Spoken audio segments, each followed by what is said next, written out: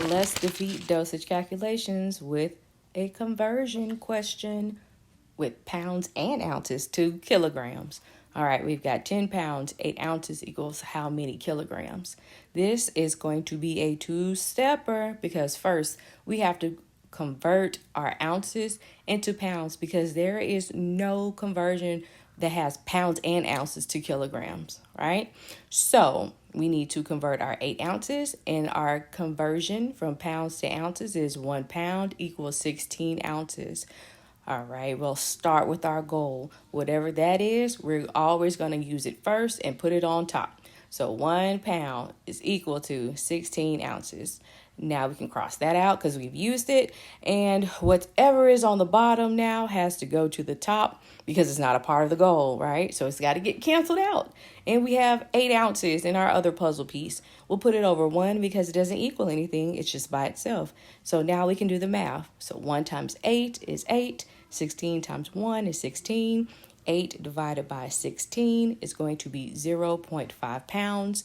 Now we need to combine like terms with our existing 10 pounds and the 0.5 pounds that we just solved for. And we add those together to get 10.5 pounds. That's the first step.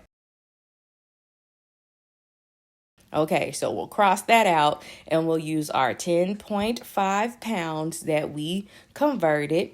And now we can find the kilograms. So our goal is kilograms. Our puzzle piece will be the 10.5 pounds that we have just converted, right? That's your pounds and your ounces combined.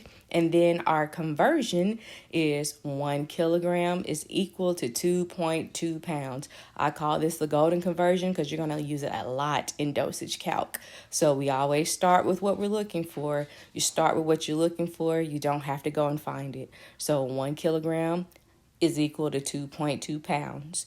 We have pounds on the bottom, so now we need our pounds on the top so that they can cancel out, right? So 10.5 pounds is our other puzzle piece.